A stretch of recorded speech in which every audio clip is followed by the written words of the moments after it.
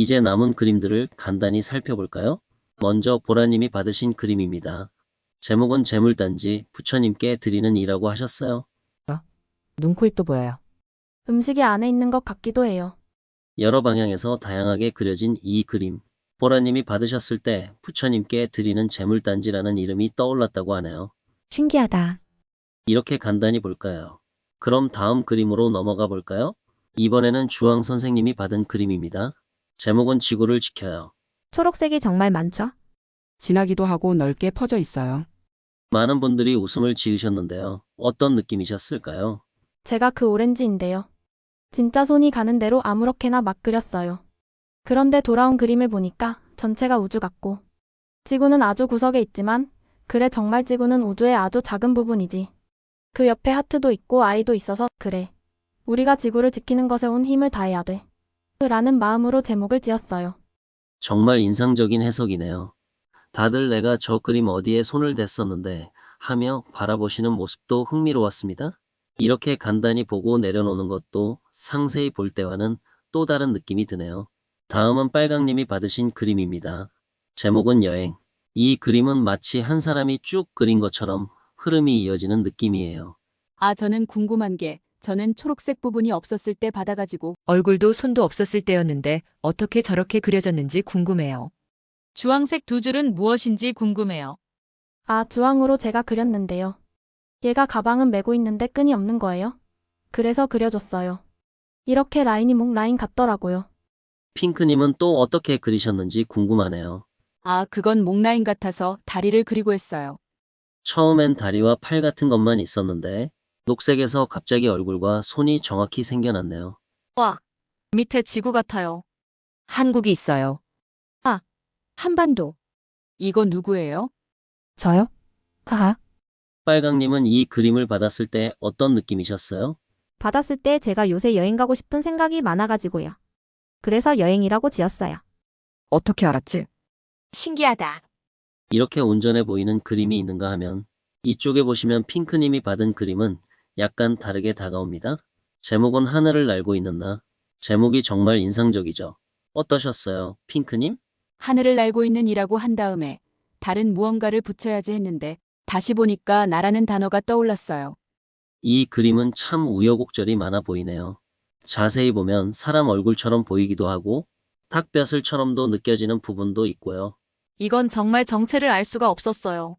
제목을 하늘을 날고 있는 나로 지은 건 어느 분이 꽃을 그려주셨더라고요. 나비도 있고 해서 무언가를 새로 시작하기 위해 하늘을 나는 느낌. 물론 쉽진 않지만 즐거움과 행복함도 느껴졌어요. 약간 몽환적인 느낌도 들었고요. 그림에 새도 들어있는 것 같고 많이 예뻐 보여요. 다른 분은 이 그림에서 옆모습도 보인다고 하시네요. 이건 한 사람이 그려내기엔 참 어려운 그림 같아요. 저는 이런 그림이 좋아요. 한 사람이 그려내면 대단한 거고요. 너무 마음에 들어요. 근데 선생님이 혼자 그린 거 아니거든요? 다음은 연두님의 그림입니다. 제목은 물고기의 자유. 연두님 어떠셨나요? 처음에 받아보니 항아리 같은 게 있더라고요. 고기가 있는데 선이 빨간색이 위로 쭉 그어져 있길래 이게 물고기를 잡고 있는 거라는 생각이 들었어요. 그래서 제가 처음에 하면서 그렸던 연두색 흔적이 물고기가 막 몸부림치는 느낌? 자유를 달라고 나가고 싶어서 말하는 것 같더라고요. 제 마음이 나가고 싶어 하는 것 같기도 하고요. 나가셔도 됩니다. 그리고 여기 익숙한 뒷받침을 해주시는 고동님의 색깔이 핏살 무늬로 있죠? 참 신기하죠. 딴 그림을 봤는데 여기에도 스타일들을 보여주고 계세요. 자기 자신을 소개를 안 해도 그분이 보입니다. 각각의 그분들이 느껴지네요. 이 정도 보고요. 다음은 하늘님의 그림을 보죠. 하늘님 그림의 제목은 내 안의 평화 내 안의 품다입니다. 이 그림이 나를 거쳐서 이렇게 되었구나 하고 보시면 됩니다. 아기가 있는 것 같아요. 저는 공룡. 저도 공룡 생각했어요. 아기 공룡 둘리에 나오는 공룡요? 네, 고개 쭉 내밀고 앉고 있는. 저는 이걸 눈으로 봐서 땀방울을 그렸었어요. 그러네요. 눈으로 보셔서. 저는 하늘색이 꽃처럼 보였어요. 눈물이 나뭇잎 같기도 하고. 그러네요. 모두 정말 열심히 그림을 보고 계시네요. 하늘님은 받으셨을 때 어떠셨어요? 되게 좋았어요. 평화로운 느낌이었는데 근데 제가 이 그림에서뿐 아니라 아까 다른 그림에서도 계속 뭔가 움직이는 것을 표현했잖아요. 활동적인 거요. 그런 걸 많이 그리게 된 걸 보면서 아, 내가 계속 움직이고 있구나 하는 걸 느꼈어요. 그게 제 요즘 이슈예요. 되게 조급하고 뭔가 빨리 가야 할 것 같고 근데 또 평화를 찾고 싶고 이 두 가지가 계속 엇갈리다 보니 심리적으로 조절이 잘 안 되는 것 같아요. 그런 과정에 있는 거죠. 그리고 제목은 별 생각 없이 공룡이네 하고 정했는데요. 그림을 다시 보면서 내가 받은 그림과 내가 그 위에 더한 선들이 이렇게 드러나는구나 하는 생각이 들었어요. 특히 아까 봤던 물고기의 자유 그림 있잖아요. 그거 보면서 되게 신기했어요. 제가 처음에 그릴 때 연두님이 그리신 선을 보고 춤추는 사람 형상을 떠올렸거든요. 자유롭게 춤추는 사람을 생각하면서 그 위에 웃는 입 모양도 그렸어요. 그런데 나중에 제목을 보니까 물고기의 자유인 거예요. 하하. 예상과는 전혀 다른 그림이 나왔는데 싶었죠. 저는 물고기가 힘들어 보이고 안쓰러워 보여서 담아둔 거예요. 만약 그림의 제작 과정을 설명 듣고 나서 제목을 정했다면 아마 제목이 바뀌었을 거예요. 그렇죠. 춤추는 사람을 떠올리셨는데 또 어떤 분은 가여워서 담아주셨고요. 하하. 하늘님의 최근 이슈는 속도 조절인 것 같아요. 네, 저는 속도 조절이 이슈인 것 같아요. 이게 워낙 장기적으로 준비해온 길이거든요. 사이버대학교 다닐 때부터 계획해온 건데 나이도 어리진 않다 보니까 자꾸 불안해지더라고요. 깊이 있게 배우고 싶다는 마음은 늘 있었어요. 근데 늘 겉만 핥고 있는 느낌이 드는 거예요. 진짜 속에 들어가려면 시간이 많이 필요한데 지금은 제가 시간을 최대한 뽑아 쓰고 있는 상태라 더 이상 뺄 수가 없거든요. 그래서 그 부분에 대한 불안이 있어요. 오래된 이슈인데 잘 조절이 안 되는 것 같아요. 가끔 확 밀려올 때가 있어요. 그럼 우리 카톡으로도 함께 가시죠. 제한된 시간 안에 더 깊이 들어가고 내가 낼 수 있는 속도를 2배로 만들어줄 수 있는 건 오히려 온라인 소통일 수도 있어요. 시간 절약되니까요. 저도 그 마음 알아요. 저도 마음이 급하거든요. 나이도 있고요. 예전에 어느 자리에서 그런 얘기를 했더니 거기 계신 분이 그러시더라고요. 60대에도 내가 할 일이 있으니 감사하다. 그게 얼마나 고마운 일인지 생각해보라고요. 그 말을 듣고 제 마음도 좀 편안해졌어요. 하늘님 얘기를 듣다 보니 저도 그 말을 꼭 전해드리고 싶네요. 왠지 공감이 돼서요. 그리고 생각해봐야 할 건 얕으냐 깊으냐는 어떤 기준으로 정해지냐는 거예요. 제가 종종 선생님들께도 말씀드리지만 누군가에게는 얕은 게 더 맞을 수 있어요. 그렇다면 그 얕음 안에서 최선을 다하고 그 안에서 최대를 추구하는 것도 충분히 깊이 있는 접근일 수 있어요. 얕은 정도로도 충분히 깊게 빠져들 수 있잖아요. 우리가 만나게 될 내담자들도 깊이에 도달하기보다 얕음 속에서 최선을 원하는 경우가 많을 수 있어요. 그런 점에서 하늘님이 요즘 고민하는 것, 어떤 역할을 내가 맡을 수 있을까? 내가 만나줄 수 있는 사람은 어떤 사람일까? 그걸 지금 찾아가는 과정이 아닐까 싶어요. 그게 바로 치료사로서 걷고 있는 길 아닐까요? 치료라는 길은 그런 걸 함께 찾는 연습이기도 하니까요. 자, 다음으로 오늘 또 하나의 여행 이야기입니다. 황토님의 그림 제목은 바로 세계여행. 지구를 발밑에 두고 떠나는 여행이라니 상상만으로도 웅장합니다. 그림 속 배경은 몽실몽실한 구름처럼 펼쳐져 있고 하늘색이 누구세요? 저요. 아하, 낚시하고 있네. 과연 정말 낚시를 그린 걸까요? 그러니까요. 이게 이 그림이 아니었어. 나한테 왔을 땐. 하하. 아직 뚜렷하지 않았던 이미지들이 점차 변해갔습니다. 맞아요. 거기 초록색은 없었는데. 이건 연두색인데요. 그런데 초록색은 여전히 이거야. 하하. 초록님이 어제 바다에 갈매기에 와. 맞아. 하하, 초록님이 보여요. 보라님은 그림을 보고 초록님을 떠올립니다. 이런 거 그리면 초록님이다. 그림을 향해 말합니다. 초록님, 거기 계시네요? 맞다, 갈매기가 여기 있네. 다른 종이에도 갈매기, 바다, 배가 등장합니다. 여기도 계시네요. 연두님은 무얼 그리신 거예요? 저는 그냥 뭘 그려야 할지 몰라서 고민하다 그냥 그렸어요. 주황은 진짜 배를 표현한 걸까요? 네.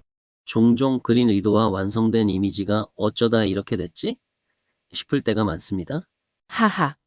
검정님은 바다 같은 배경에 선인장을 그렸습니다. 바다라고 보이는데 여기에 선인장을 그리면 어떻게 될까 싶었어요. 오, 되게 좋은데요? 제 감탄을 자아내는 한 장면이었습니다. 하하, 황토님은 되돌아온 자신의 종이를 처음 받았을 때 어땠을까요? 처음에 브라운으로 힘 빼고 그리려고 했어요. 그런데 이게 부드럽지 않아서 선이 다 끊어졌거든요. 그 끊어진 선들이 나중에 어떤 그림으로 이어질지 전혀 예상이 안 됐었는데, 그려진 선들을 보니까 처음에 내가 그린 선과 어떤 연관이 있었을까? 이 선들과 그 위에 생긴 이미지들은 어떻게 생겨났지? 하! 황토님의 그림에는 큼직한 라운드 곡선, 바다 위에 뾰족뾰족한 짧은 선들, 초록색의 음표 같은 기하학 무늬들이 함께 있습니다. 거친 주변 풍경과 달리 낚시하는 사람은 평온함을 주었고 그 모든 풍경이 황토님에겐 여행처럼 다가왔습니다. 사막도 가고 바다도 가고. 그래서 세계여행이라고 했어요. 선인장이 사막을 떠올리게 했고 그 덕에 그림의 세계는 점점 확장되어 세계여행이 된 것이지요. 맞아. 그래서 세계여행이 된 거야. 그 선인장은 도전이자 시도였지만 분명히 영향을 주었습니다. 이 그림에는 보라색 선도 있고 짤막짤막한 선들이 있어요. 다른 그림들에서는 어떤 이미지를 떠올려서 맞춰서 그리면 되었는데 이 선들 앞에서는 잠시 멈춰서 이게 뭐지? 하고 묻게 되더라고요. 그래서 너무 궁금했어요. 이런 띄엄띄엄 끊어진 선들이 어떻게 생겨난 건지요. 그거 파랑입니다. 제가 했어요? 누군가는 연결을 해주겠지 하며 그렸다는 파랑님의 선? 무엇이든 될 수 있다는 가능성이 담긴 선들이었습니다. 그렇게 우리는 세계여행이라는 느낌을 함께 만들어냈네요. 끊어진 선이 하나의 여정을 이끌어냈다는 것 참 멋지지 않나요? 다음은 파랑님의 그림입니다. 제목은 음악의 날개. 파랑을 넘기자마자 얼굴이 하나 생겼어요. 진한 파랑으로 하듯 그려진 흔적 속에서 바로 얼굴이 떠올랐어요. 처음부터 그냥 곧장 사람 얼굴이 등장했죠. 대단하다, 대단해. 파랑님이 그린 모자 모양을 보고 초록님이 곧바로 얼굴을 이어 그리신 거예요. 모자랑 음표랑 새를 그리신 분들도 진짜 대단하신 것 같아요. 여기 정말 신기하죠? 분홍색과 연두색의 컬러가 약간 첼로나 콘트라베이스 같기도 하면서 그려져서요. 하하, 오, 저기 두 분이 작업하셨네요. 그러니까요, 두 분이 상의하셨어요. 아니요. 그림을 보면서 떠오르신 게 있으셨나요? 핑크요? 나무 보이지 않아요? 이 여자분이 나무를 보고 있는 것 같더라고요. 그리고 웃고 있어요. 히? 라고 써주었어요. 히읗이죠. 휘. 여러분 여기 드디어 발견했습니다. 히읗이었어요. 하하, 그리고 여기 하트는 사랑을 준다는 의미로 그렸고요. 연두님은요? 저는 뒤집어 봤어요. 아, 나무처럼 보였는데 어떻게 그려야 하나 고민하다가 위에 나무처럼 여러 갈래로 연두를 그었거든요. 그리고 보니까 첼로 같더라고요. 그래서 첼로 연주하는 막대기도 그렸어요. 와, 뒤집어 보니까 정말 보이네요. 첼로로. 그 순간 마치 첼로 같았고 그림의 제목과도 어울리는 방향으로 그려진 것 같아요. 와, 신기하다. 진짜 첼로는 생각지도 않았는데. 저는 저기 히읗만 보고 음표를 그렸거든요. 아, 희음만 보고 한 거구나. 와, 신기하다. 음표가 첼로 때문인 줄 알았는데 아니네요? 그림 속 사람이 노래를 할 것처럼 생기기도 했어요. 아, 첼로라고 볼 수도 있었네. 아, 미처 생각도 못했네요.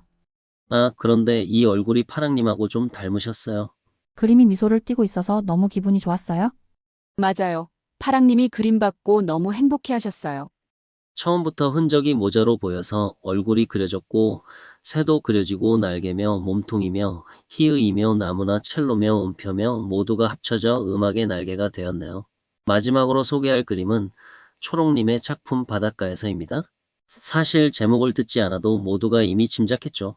오늘 하루 종일 어디에나 바다를 그리셨거든요. 무엇이 오든 간에 나는 바닷가야 라고 말씀하실 만큼 바다의 기분이 오늘 종일 가득하시네요. 바다를 보고 너무 행복했어요. 하늘을 보며 갈매기를 보며 자유와 기쁨에 잠겼어요. 이 그림은 다양한 얼굴들이 겹겹이 숨어 있는 듯한 이미지였어요. 정면에서도 반대로 돌려봐도 얼굴이 보이고 또 보이고 그 다층적인 얼굴 속에서 바다에서의 감정과 기억이 물결처럼 흘러나왔죠. 바다에 갔을 때 너무 좋았던 기억이 강했어요. 그래서 자연스럽게 이 그림은 그 기억의 일부가 되었어요. 특히 하트가 반복되어 등장했고 누군가는 하트의 연발이라며 웃었죠. 그리고 고동님이 찍은 점 하나하나가 코와 입에서 나오는 콧바람 같았다는 유쾌한 발견도 있었습니다. 이 사람 눈 감고 음하는 것 같았어요. 그 말처럼 소리와 감정이 함께하는 감각의 바닷가였던 셈이죠. 무엇이 와도 바다로 느끼셨던 초록님. 넘어오면 계속 갈매기가 느껴지고 바다가 느껴졌어요. 죄송해요. 자꾸 그것만 떠올려서. 오늘은 뭐든 다 줘봐. 나는 다 바닷가야. 초록님의 그림은 그렇게 자유롭고 따뜻하게 다가왔습니다. 이제 남은 그림을 모두 봤네요. 그림을 봤는데 서로를 참 많이 느꼈으니 마치 서로를 소개받은 느낌이 드네요. 그림을 매개로 조용하지만 깊이 있는 만남의 자리였던 것 같아요.